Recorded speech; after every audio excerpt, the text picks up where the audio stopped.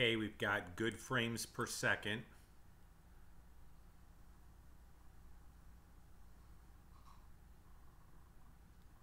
Excellent.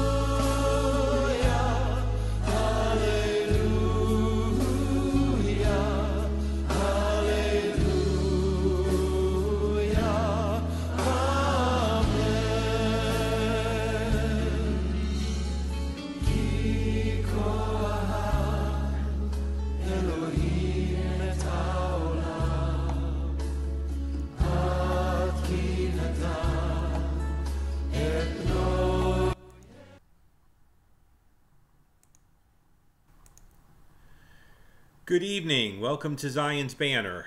I trust that everything's going to work a little better this time. It looks like we've already got Rebecca out there, and shout out to her. Just so that you know, it didn't work so well this afternoon earlier. Hey, Roxby's back. Thanks, Roxby. I'm hoping this is going to work a lot better. We were at Hillside, and all of a sudden the high speed kicked out, and I'm real close to my router here, so I'm thinking I'm going to get better pull. And there are, a lot of the kids aren't home tonight, so I think this may be the way I go, and I'm considering maybe not messing with the timing. So there's a poll on Facebook that I put on, and if you want to respond to that and give me some feedback about what you think about the timing and which works best. Rebecca couldn't join us earlier, so maybe this is the best time to go ahead and do that. I'm going to be working between... now, I said for the folks who are on Facebook, which I'm going live with right now. There we go. There we go. I actually put the PowerPoint up with the clip, and Roxby, you missed the cool clip with the Irish guys. So I'm definitely going to make sure it's going to happen this time, Lord willing, if he lets the technology go ahead and work. I think it's really worthwhile, and you're going to get a really good little Greek lesson on the use of the definite article and an objection to the Trinity that is used by Jehovah's Witnesses, but it's been picked up by Muslims, and so it's not just Jehovah's Witnesses anymore. And so I really want to go ahead and get that going. We're going to just go to tonight's lesson. I do want to let you know that even though I don't have the magic backpack, I do indeed have resources that I'm going to give you screenshots of that you may want to get a hold of that were used and that may be of use to you. So I'm stepping up the game. I'm giving you some of the resources I used as things that you can get a hold of too. Let's me get into tonight's lesson. I'm not going to do the thing with our advertisement. I'm just going to go to what we got tonight so that we can get everything done. And there really is no update. I will ask that the two folks that are on, Roxby and Rebecca, if you'd be praying, I'm planning to go out and do First Fridays this Friday. I forgot the duct tape. And so I'd appreciate your prayers. Be praying for someone else to go out with me. First Fridays is where they block off the streets, and I'm trying to get out more to do more of the street side of street apologetics. So I could use your prayers. If you're in the area, I welcome you to come out and be at the Isaiah 53 table with me. And I'd be glad to have you, and I'll be calling a few people. But I'd really like to see God put a team together and go ahead and do that. So that's where we're at. That's my advertisement. Let's get to tonight's lesson. We're back with Tachid and the Trinity. We're going to be talking about this term Tachid, which has to do with the oneness of God. Thanks, Roxby. I appreciate it. And the way they understand the oneness of God. And then we're going to deal with some good stuff. And if you were here before, we cut out about halfway through, so there's still some good stuff there that we're going to be covering. There still will be a few seconds delay. I'm near my router, but nothing's perfect. I started with Jewish thought because we often think, hey, I appreciate that, and you know what? Because God's omniscient, he will hear prayers from Indiana. That was just Rebecca chiming in. I'm trying to put together a team. It's part of what we do. And the problem is in Arizona, there are months where you really can't do the street stuff. So I really want to take advantage of it. Now, we started with Jewish thought for two reasons. One, I hope you're still seeing me. I got a video problem here that's showing, but viewers will experience buffering. As long as it's all they experience is buffering, we're okay. Jews have objections to the Trinity too, and it's very important that we deal with this. The other thing is most people think that there was no dialogue between Islam and Judaism and Christianity and Judaism.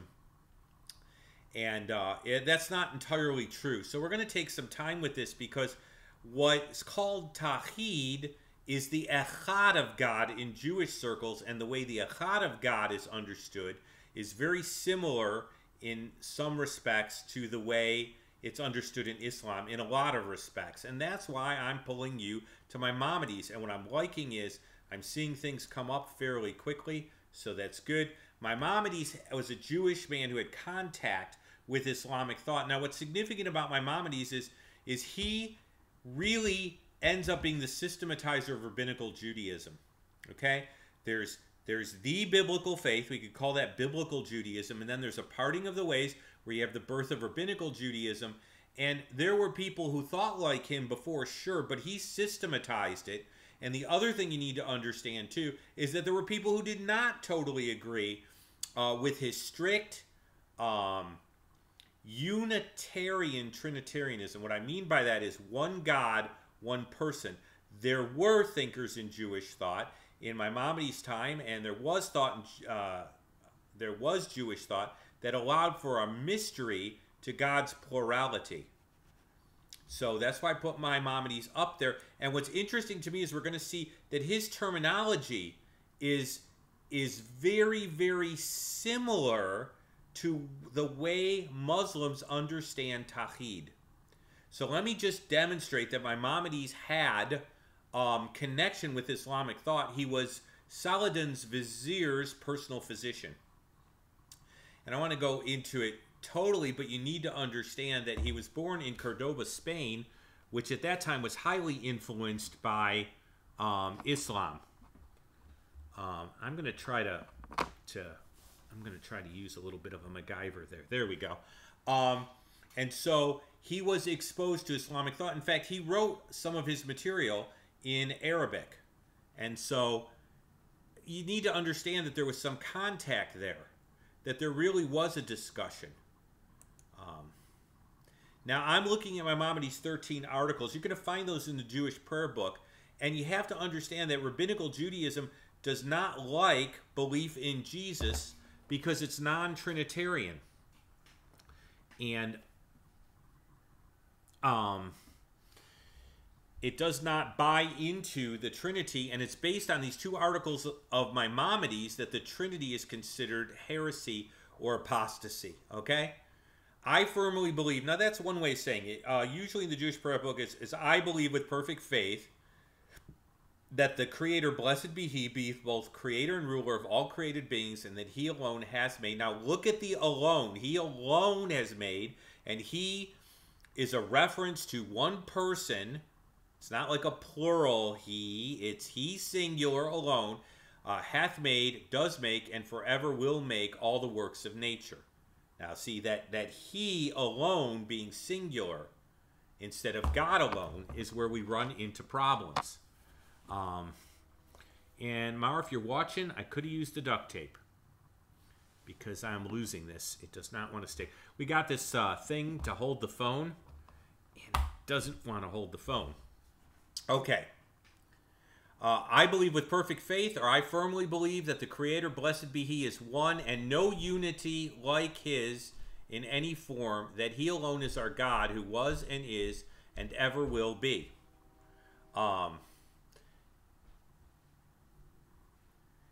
And so, again, what I want you to see is that He alone is emphasized by Maimonides. In fact, he changes the Hebrew word echad for the Hebrew word yechid, and it's very deliberate to obliterate any possibility of any sort of composite unity. Now, that camera seems to be holding a little better, but I'm not quite sure how it's viewing me. I'm going to keep moving on, but that's what you need to see, and I want you to see the similarity of language here is what I'm shooting for. Are there ways that there's an allowance for mystery in God's oneness? Now, one of them is the Shekinah. Now, I've done stuff on that before. In fact, even at a Muslims conference, I ended up playing off some of these verses. And then Messiah himself, we're going to see, there has to be an allowance for a mystery to God's unity. And we're going to see how that plays in with the Trinity. Now, let's talk about Muslim objections a little bit. Now, those who had tuned in before understood why I did this. Although Islam says our scriptures are corrupted, it also at the same time says that our Bible should be affirmed, that it affirms the Bible. It affirms that the people of the book should follow the scriptures. That's the really hysterical part. On one hand, Islam says your scriptures are corrupted, our Quran's the fix, and on the other hand, it says very clearly that our scriptures are from God. So let me go to Surah 571. By the way, I do have a Quran, not because I believe in it, but if you're going to talk to people about their writings and show that they're wrong and compare them to the Bible, it's very hard to compare something you don't have. So I'm not telling you to go out and get a Quran, but I am telling you that I have passages like this like marked somehow so that I can turn to them, so that when I'm doing mosque evangelism and someone says, well, you're just quoting from the Bible and your Bible's corrupted, I can say, well, Surah 571 says, say, O people of the book, that you are not founded on anything till you perform the Torah and the Gospels which was revealed to you from your Lord. Now, that's a quote from Sam Shamoun, who, by the way, my dear friend George Saeed knows, who I've worked with. And Sam just happened to get an article, some articles in the Journal of Biblical Apologetics. I'll be showing you that resource later. That's chapter 7. It was done in 2003, and that's page 29. So Sam got some of his material in there, which is really him responding to Quranic material. He is actually looking at that. Now, let me talk to you about the basis for the rebuttal. Now, I'm using their terminology, so you're going to have to follow this. The Bible affirms one God. We have to start there, okay? Because the key to the Trinity is it's not if God's one, it's about how He's one. So we have to start with Him being one. We're not tritheists, which, by the way, is where Mormons end up. Tritheists and beyond. They're actually head-no-theists, which is they've got one Father who gave birth to spirit children and all that other gunky stuff. All right, rocks be like Sam Shamoun. And so I've not gotten to meet him personally. I've gotten to hang out with George Saeed. If you don't get the chance, if you ever get the chance to bump into George, there's a possibility I'll be doing some work for them. Here's the basis of the rebuttal. The Bible affirms one God. We start there, right? It allows for the conditions of Tawhid, but it applies them to more than one person, which is what Islam says cannot happen. So that's what that's about. Therefore, since the Bible affirms the conditions that they would say only refer to Allah as one God and one person, as far as His unity, the Quranic understanding of Tawhid has to be wrong. Now, I put it a little differently here, okay? But the Quranic understanding of Tawhid is restricted to one God and one person. The Bible extends the conditions that they say are needed related to the unity of God to more than one person. Therefore, the understanding of the unity of God, or Tawhid, is wrong. That's what we have to get to. So that's what we're doing here. Okay? So what are these conditions? Now, I went over them before. Lordship, worship, and attributes. You know, that might be a good way to go ahead and summarize these, okay? Oneness of the Lordship of Allah. Oneness of Lordship. We believe there's only one Lord who is for all the universe, who is creator, organizer, planner, sustainer, giver of security, etc. And that's Allah. Allah is one deity, one person, just so that we understand that. The second condition is oneness of worship. So they would say that you cannot worship anyone but Allah, Allah being one God and one person. So the worship of more than one person, even if it's in the Godhead, is considered shirk, which is totally unacceptable in Islam. Death penalty stuff in Islam. If you wonder why Muslims who are strictly following the Quran kill Christians, it's over the issue of shirk. And when Muslims convert, why they could end up being killed is over the issue of shirk. So you need to understand this. You cannot ask for assistance. You cannot give offerings to. You cannot swear there means oath taking, not cussing. You can't do any of that stuff in relation to more than one person, Allah being one person and one God. Okay? And you can't ascribe attributes that belong to deity to aught but Allah, which is one person and one God. So if you ascribe attributes of deity to more than one person, okay, you are committing shirk. You're violating the unity of God. Now, that's not the way the Bible pictures it. We're going to see how this works, okay? You can find the conditions that they describe as far as one God. Roxby, we're going to actually talk about a contradiction. At the end, we're going to talk about contradictions that the Quran itself contains to the conditions of Tawhid. So, there is a self-contradiction, which, by the way, if more people understood some of those self-contradictions, they would see that they have reason to argue just from those. But I don't like to start with the Quran. I like to start with the Bible, because we know the Bible's true. And if the Bible says something and the Quran says something else, or Islam says something else, you know, then we already have reason. Now, then you get into the reliability of the scriptures. And we could do a show on, can you trust the Bible? Marion Guillen, it's so good to have you. Say hi to Peter. I miss talking to him. There's so much going on, we should catch up. So here's that case, okay? We agree that there's one God, but the way they are defining the unity of God is one God, one person.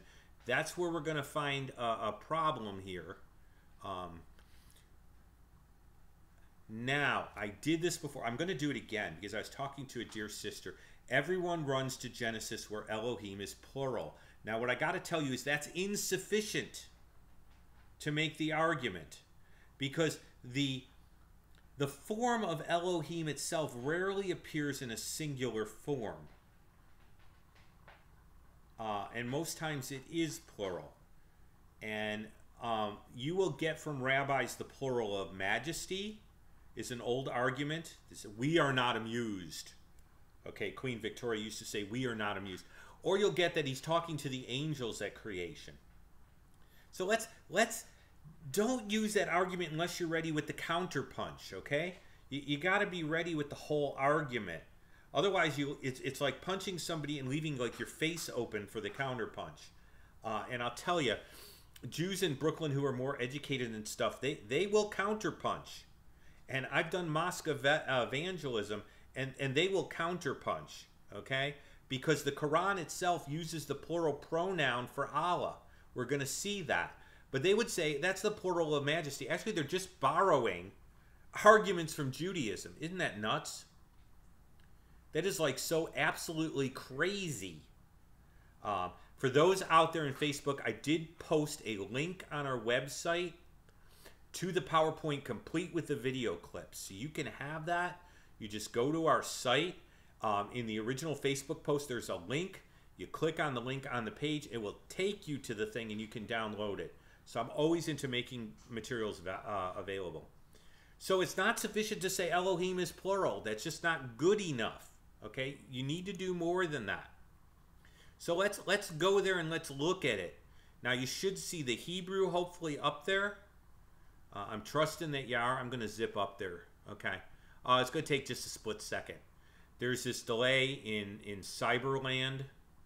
But I put the Hebrew up there. We're going to look at it. Now, I'm always like scared because it's like, is Professor Glazer like watching this? She's probably not even doing so, but you know, she was a stickler for Hebrew, okay? Now we have this thing called subject-verb agreement, and there should be a consistency with the verbs if they refer to the same subject, okay? It's not I are going to the store and is getting some bread, okay? We don't do that. I is singular. We'd say we'd actually say I am, okay? But the point is that am matches with I, and then I am going to the store and getting, bad English example. I'm not using is or was, okay? I am a male and I am a Jew. Or I am both a male and a Jew. I wouldn't say I is a male and or I'm trying to think of English examples, but it's hard to come up with English constructions that work like Hebrew does. Let's look at the Hebrew, and I'll tell you why. We don't stick our verbs in front of our nouns. I am going to the store. Fred is hitting the ball. We don't say hitting Fred the ball. We don't do this the same way. Hebrew front loads the first verb, and there's more than one verb in this sentence, so you have a construction here. This first verb here is third person singular, okay? And God said, but let us make man in our own image and in our likeness, okay? Vayomer Elohim Natsa Adam B'Tselem Ki Damutenu, okay? That's just, you know, I do dabble in this. This is singular, but see, I would expect, let me make man in our image and in my likeness. Okay?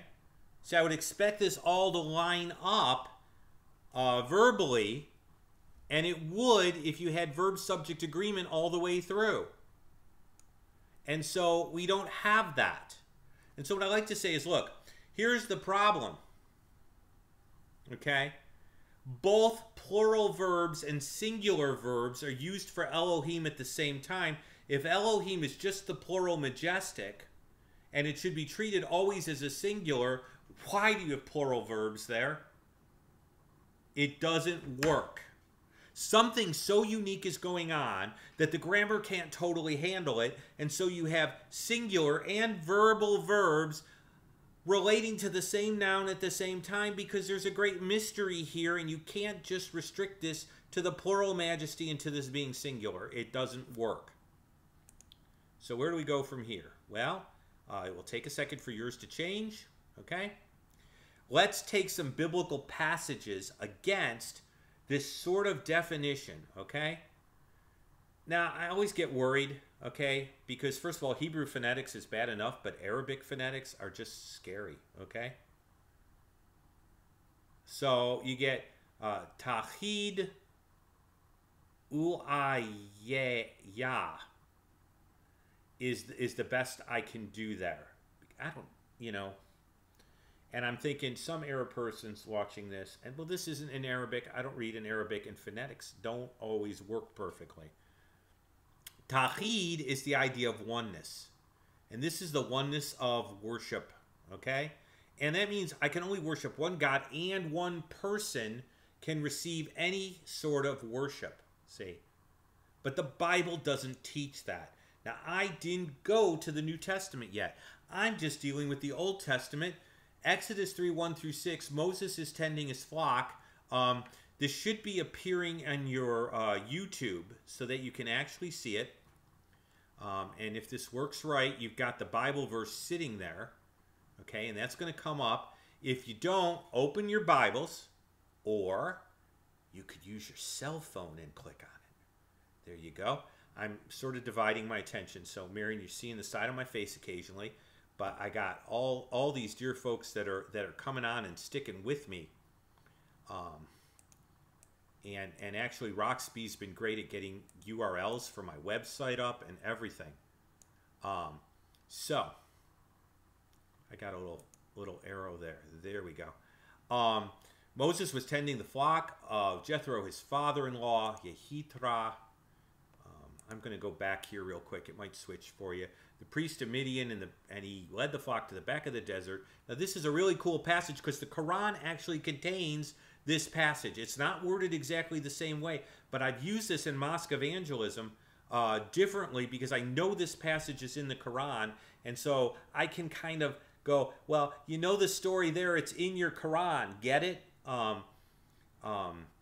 And so he's at the mountain of God, and the Lord appeared in the flame of fire. You can see that. And it actually says the angel of the Lord appeared in the flame of fire. See that angel of the Lord there? Appeared to him in the flame of the fire in the midst of the bush. So where's the angel of the Lord hanging out? In the midst of the bush in the flame of the fire. You know, flame, you know, he's like sitting in the campfire in the bush that is not being consumed. And behold, the bush was burning with fire, and it didn't burn up. See, now that gets Moses' interest. And Moses turned aside, and to see this great sight, why the bush doesn't burn. Notice it doesn't say why the bush. It's why the bush doesn't burn up, okay? The bush was not consumed, and Moses turned aside. Why the bush does not burn, it doesn't mean it wasn't on fire. It's like, why doesn't it burn up? And you're familiar with the story. Now, watch this. So the Lord turned and saw that he had turned aside to look, and God called to him from the bush. Now, the angel of the Lord is being called the Lord and God. Now, does Moses do anything that indicates worship? Anything that indicates that he's worshiping the one who's speaking to him from the midst of the bush, who is the angel of the Lord. Remember, under Tawhid, oneness of worship, you can't worship, give offerings, or anything to any but Allah as one person. Not the Allah head, but Allah is one God and one person. Okay? Well, look at this now here. God calls to Moses from the bush. Moses, Moses. That's just emphasis. Hanani is what Moses says. Here am I. That he said, do not draw near to this place. Take off your sandals, for the place you stand is holy ground. What? So Moses taking off his sandals is acknowledging it's holy ground, and it's an act of giving honor to God or worship. Worship comes from the idea, Old English, worthship. And Moses, by taking off his sandals and obeying here, is giving obeisance or giving worth to this being as God. The place where you stand is holy ground. And he said, I am the God of your father, the God of Abraham, Elohei Avraham, Elohei Yitzhak, the God of Isaac, Velo Yohei Yaakov, and the God of Jacob. Now notice this. Moses hid his face, for he was afraid to look upon God. So Moses is giving worship. He's treating this being with honor reserved for God. But Moses is a prophet according to Islam, but Moses is committing shirk according to Islam by doing this, which is violating the oneness of God. The Bible doesn't indicate one God, one person. The angel of the Lord is getting this obeisance as a person. Okay, now that might be, okay, Jeff, best example here. Oh, I know that's a little, but look, we're taking off our shoes, we're hiding our face, okay, what about this here, okay? The angel of the Lord is talking to the father of Samson, who by the way, got it a little bit right. I think there were some child raising issues here, but that's from a message on Judges. Why do you ask my name, seeing that it is wonderful? Okay? Name is the essence of something in Mideastern thought, okay? Manoah took a young goat and a grain offering, and he offered it upon the rock to the Lord, and he did a wondrous thing while Manoah and his wife looked upon it. It happened when the flame went up towards heaven from the altar. The angel of the Lord ascended in the flame of the altar, and Manoah and his wife saw this. They fell on their faces to the ground. They fell on their faces. Okay. Now, they're not falling on their faces just because this is any old being. They've had a realization that we're going to see that follows. They're prostrating themselves because they have had a realization as to who this angel is. Now, we know it's the angel of the Lord here. But Manoah hasn't gotten the message quite yet, and he just did, and it's like dawned on him, wait a minute, this isn't an ordinary angel here. This is like something going on. They fell on their faces when the angel of the Lord appeared. When the angel of the Lord appeared no more to Manoah, they saw this, and then Manoah knew that he was the angel of the Lord. He wasn't just any angel, he was the angel of the Lord. Wait a minute now. They fell on their faces. You don't fall on your face and give obeisance like this to just any old angel hanging around here. In fact, angels that are not fallen don't accept this sort of stuff. Okay? They don't want it. What's going on here? Surely we shall surely die because we've seen who? God. Okay. Manoah is giving this obeisance because he believes this angel's God. But if the angel of the Lord's God and the angel of the Lord's accepting worship and the angel of the Lord is receiving things that only God can receive, then you know that God receives those things, and you know the angel of the Lord receives those things. And under the unity of worship in Islam, one God, one person, but not so here. God's God and the angel of the Lord is God. And he is receiving acknowledgement as deity. And God is allowing him to receive acknowledgement as deity, which is even more interesting, sort of.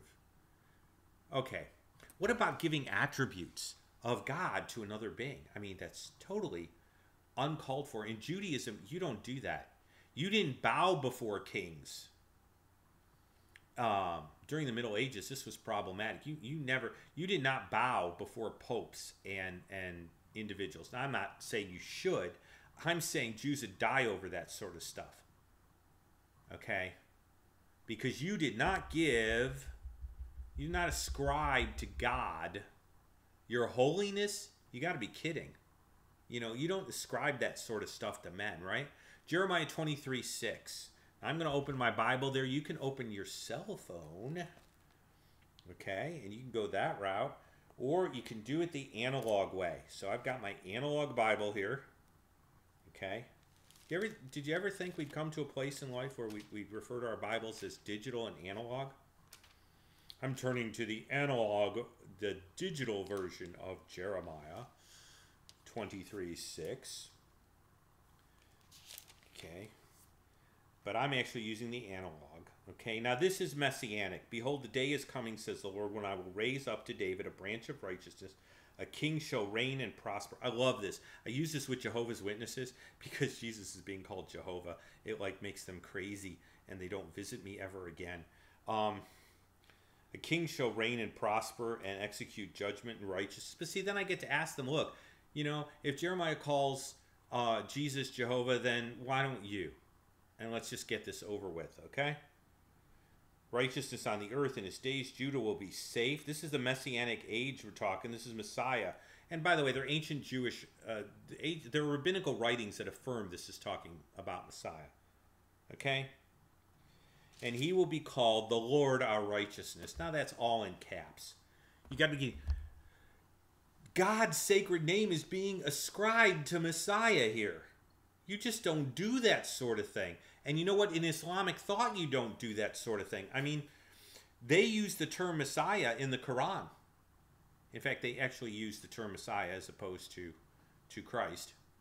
Although they're not against either. You know, it's just you can go from Hebrew to Arabic. And they clearly acknowledge as being a person, and yet attributes of deity like righteousness. Complete righteousness in himself is being ascribed to Messiah.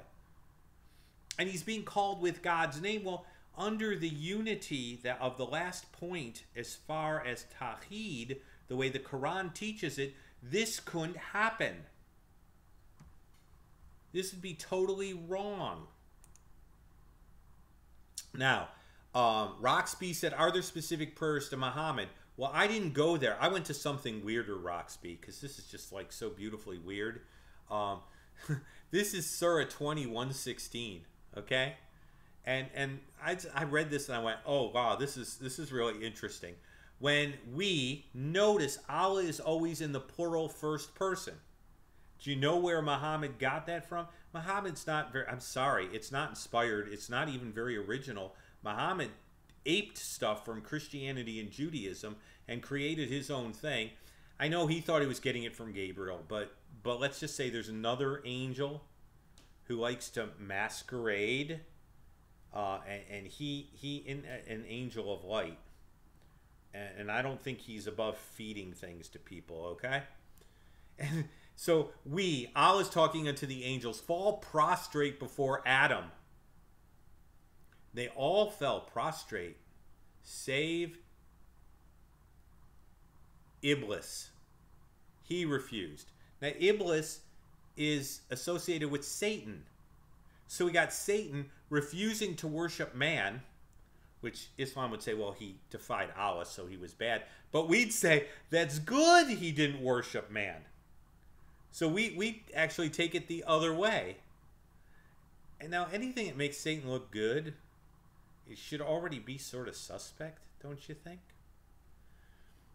Now someone's saying, ha, you are a Western infidel. You are misinterpreting our Quran, which, by the way, you get from Jewish people. You Christians misinterpret our scriptures. That's your problem. You just don't understand the Hebrew scriptures, the Tanakh, properly. Well, let me help you on the Islamic side with this. I didn't come up with the commentaries on the Quran. So you got a Quran commentary here. Abdiyah Akbar Abdul, and I would pronounce that like Haig or Haq. It's a double Q. And I know I'm probably getting the last part, but I think I did pretty good with Abdiyah and Akbar, you know.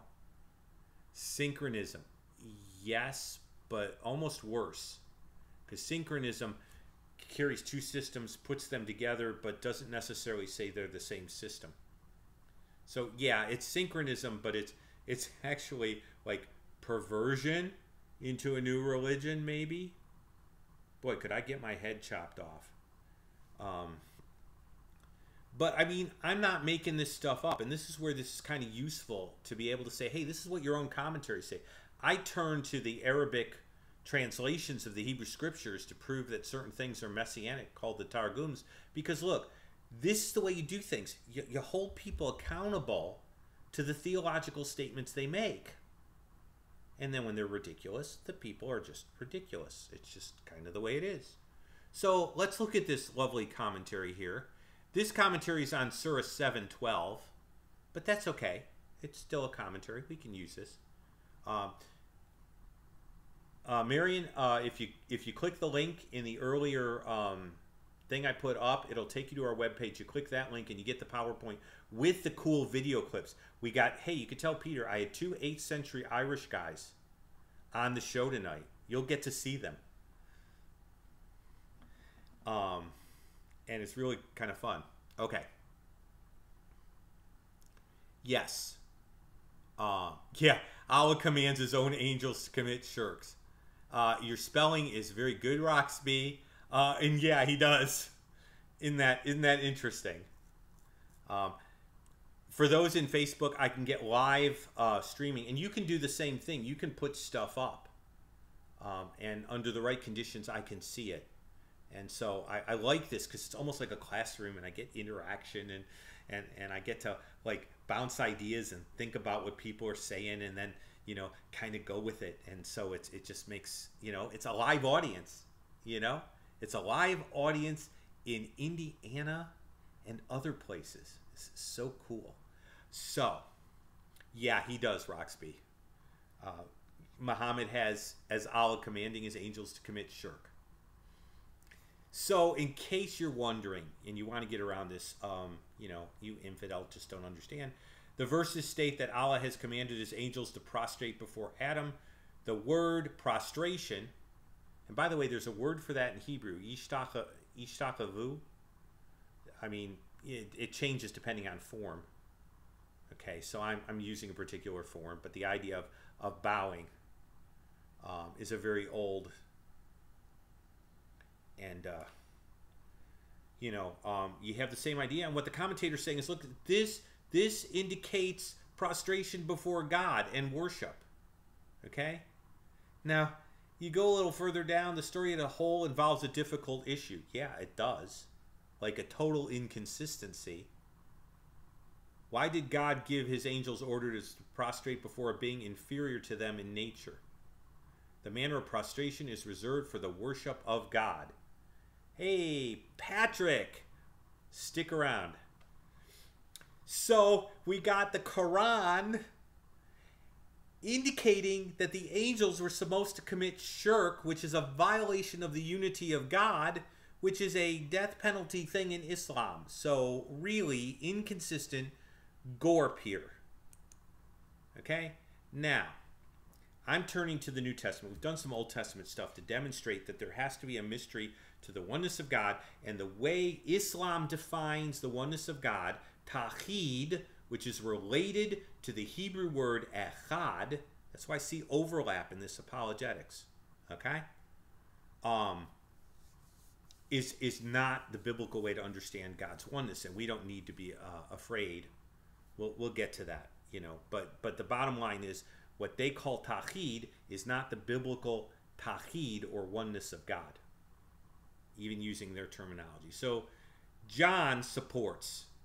Now, this is the first time I was exposed to the Trinity, was actually in a study on John. In the beginning was the Word, and the Word was with God, and the Word was God. He was with God in the beginning. I mean, I can quote it from memory because I went home and I went, what? But it supports it. Now, there's an objection to it. So I pulled up, and I'm really hoping this show, and I'm going to give a minute here because I want to make sure the Irish guys make it. And my wife's watching this to see if the Irish guys, easy for you to say. I'm hoping the Irish guys get on there. The streaming seems to show. There we are. See the two guys? Yes, live from the 8th century. We have the two Irish guys, courtesy of the Lutheran Satire. They have some great apologetics videos that are funny. And these guys are like, well, I think, two short, cute Irish guys as opposed to one semi-cute, short Jewish guy. Let's hear from them for a few minutes because they deal with this objection to John, and you don't often get to hear it from Irish peasants. So I'm going to go ahead. Tell us, O deniers of Christ's divinity, what do you make of John 1:1, which states, in the beginning was the Word, and the Word was with God, and the Word was God. Actually, the correct translation is, now, if anyone's out there, they can let me know if they can hear that. Our point. For more information, please read some of our literature. How dare you, Patrick? What? You're talking to a couple of Rebecca Owens got to hear the incredible David Wood, who I got to meet. Yeah, Patrick, quit pamphlet shaming us. Wait, you can't read? Well, I hope that doesn't mean that this isn't worth John 1:1 to address your there, terrible but translation. okay. So, in Koine Greek, there is a series of words for the It's a bit quiet. Okay, I'll try to turn it up. However, there's no word I don't know if I can turn it up.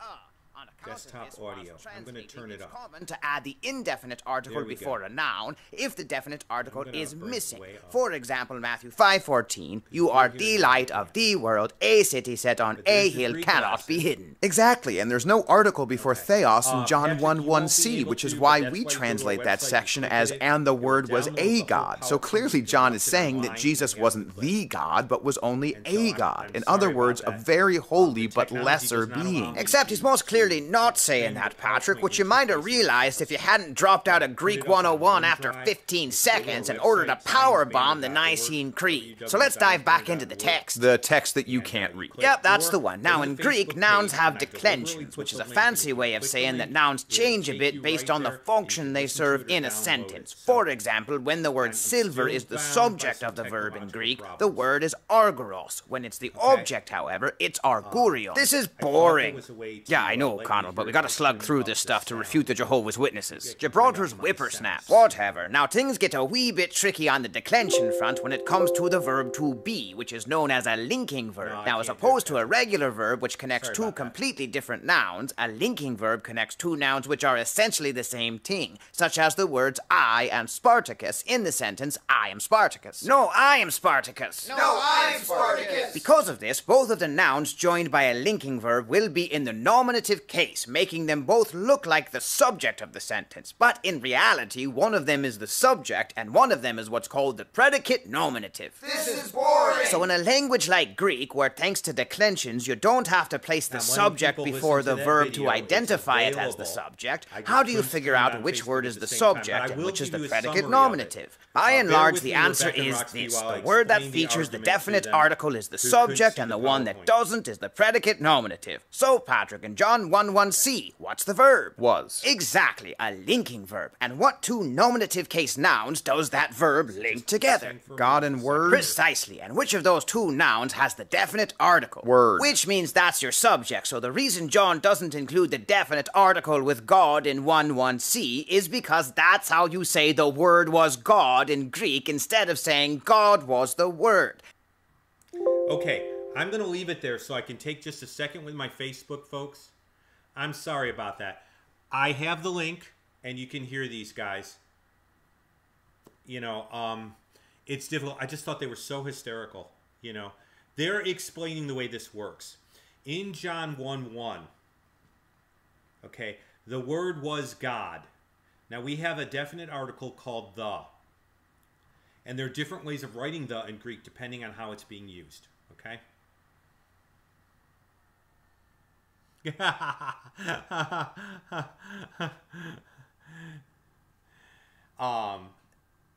Patrick wrote something funny. So if I end up saying is, in Greek, you add case endings to show what the noun's doing. And we say if the noun is the subject, we call it the nominative case. Now, Hebrew doesn't have this either. Hebrew only has two different grammatical structures to indicate case, and then a lot of it is word order, much like English. We call that a synthetic language. Greek is an analytical language. It puts case endings. So I could say, I could put God in the middle of the sentence and have the verb right at the beginning, and because of the case endings, I would know what went where.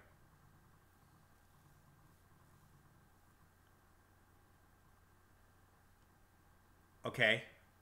Roxby, yeah, the site really is, I'm a little careful, but there's some really good things there. And I like the two cute Irish guys. I really do. I think they're like hysterically funny. Now, here's how it works. The word was God, okay? The word was God. Both word and God are nominative. Is the linking verb. So in Greek, as I'm looking at this, yeah, I didn't get Latin. I was offered Latin. I thought Greek and Aramaic was quite enough for me. That was, Rebecca Owen was pointing out that Latin works that way too. A lot of languages do. English doesn't. Now I have a problem because I'm looking at the Greek, okay? And they're saying, okay, since there's no the word was a God. So Jesus was a God, he was a lesser being. But that's not the way it works. Word and God are both nominative. Was is a linking verb. Both of those nouns, word and God, are going to be in the nominative case. How do I figure out which nominative noun is the subject? Because I stick the definite article the in front of it. So if I want to say, the word was God, I say ho logos, and I put the definite article with word. But if I wanted to say God was the word, I would put the definite article with theos. So, and I believe I didn't see a breathing mark, so I would say logos ein ha theos. God was the word. Now, all of this is just to explain the definite article is not there because it is necessary to distinguish which nominative noun is the subject. And that's why it's not there. So the Jehovah's Witnesses bombed Greek 101. That's the point. Now, we can't spend all the time on this, okay? The grammar supports the idea that the unity of God does not preclude multiple persons, but actually points to them. There we go. Now, let's go here. I'm going to go to the testimony of Hebrews, then I'm going to give you some resources. Okay? Now, what's cool about Hebrews is, why do I go here? Because these are all nice monotheistic Jewish believers. Jewish people are vehemently monotheistic. I always say it like this. My agnostic Jewish father said, the God I'm not sure exists is one and not three. Okay? Jewish people, even if they don't believe in God, know that God is one. They've got that so ingrained in them. Okay? You dive rather than deny the oneness of God. It's much like Islam in that sense that the oneness of God is very important. Remember, this got inculcated and got kind of rammed and solidified, understood this way after Maimonides, who we talked about. So, this is written to Jewish believers. Okay, now watch this. God, who at various times and in sundry ways in the past spoke in the past to our fathers, that would be like the patriarchs and those before, by the prophets, has spoken in these last days through his Son, who he appointed heir of all things. Ooh, the one who receives all things. Ooh, wouldn't that be shirk under Islam? Wouldn't that be problematic? Yeah, Roxby was saying that she grew up being taught that. This is a cool thing. People say I have kind of a unique theological perspective because, one, I can connect to the background of certain scriptures in a very personal way. And two, I don't have some of the presuppositions because I didn't grow up with them.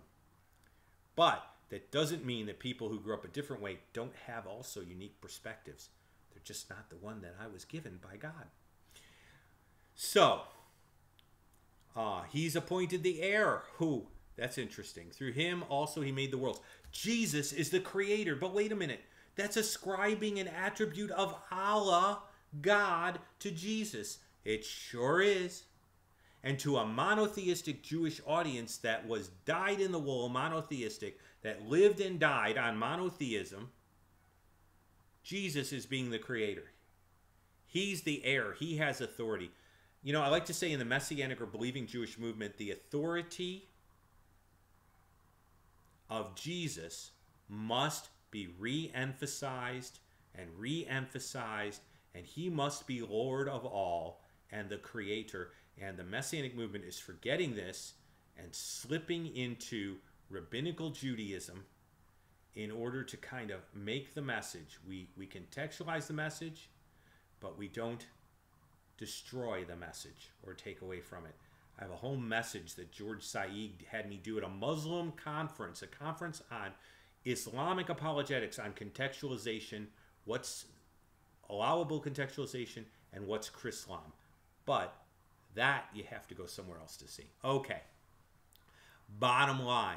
He is the radiance of his glory. That's the Shekinah. Jesus is the walking Shekinah. That which dwelled between the cherubim became a man. That's a great way to explain it to Orthodox Jews. He's the Shekinah. He is the radiance of his glory and the exact image of his person. Get it? This is a great place because it's the one place you wouldn't expect this, and it's the one place where it's being driven home. Now, take home truth. Don't be scared of the Trinity. You don't have to explain it. You have to stand on it. You don't need to be ashamed of it because it is how God is one, not whether he is one, and a great God can be one in a unique way. Now, I'm going to take us over to the section here in just a second that's got resources for you. So I'm going to wait for that to come up just a second. Now my friend, my dear friend, Vocab has this cool backpack thing going because he's done backpack radio. He even had me on the show long ago, and he's got this great backpack thing, and we're doing the low-tech version. So this is going to come up in just a second here. We're almost there. But I'm going to go ahead and show you a few sections here of these resources. Okay, I'm really hoping the take-home will go to the resources here because we've been doing so good. Or just a little longer. Okay, let me transition this. Okay, and we'll give it a sec here for the YouTube folks. It's going to take a second or two, but I want to show you one of the new resources I got. I don't have a lot of money. I would love to keep growing my Logos Bible software, okay? But I've got that up there. I got a volume 7 of the Journal of Biblical Apologetics in electronic form. That's where I got the Sam Shamoon articles. A lot of them are in there. Real handy. You can see the slide.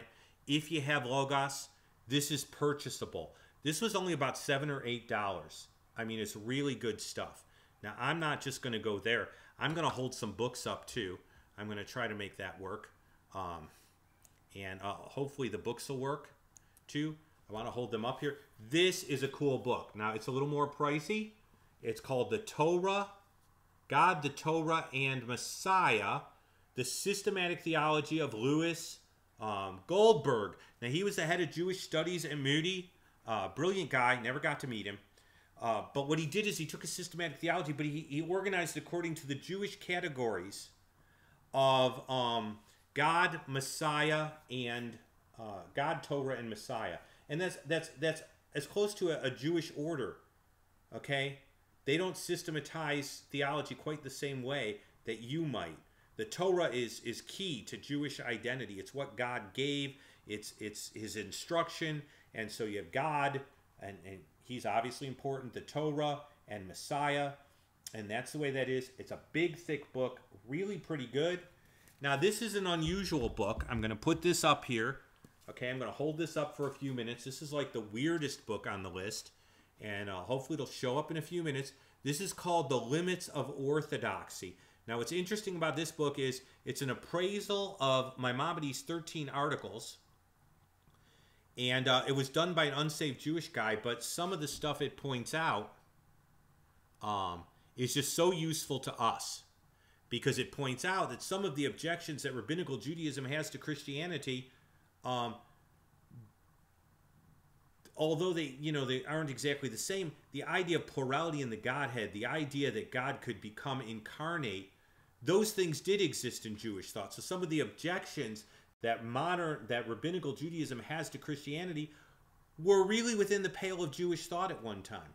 And so that's why this is a real useful book. I've used it in my dissertation. I've used Dr. Goldberg in my dissertation. And so these are some books that I've turned to. And so those are some resources. This is not a book to get edified on Christian theology. This is a book to see that there are precursors to Christian theology and Jewish thought. Well, it's been good doing this. Thank you, Patrick, for coming on, if you're still there. If everyone else went off, thank you for being there. And so I'm going to go ahead and bid you adieu. And this has been another broadcast of Zion's Banner. And shalom, shalom.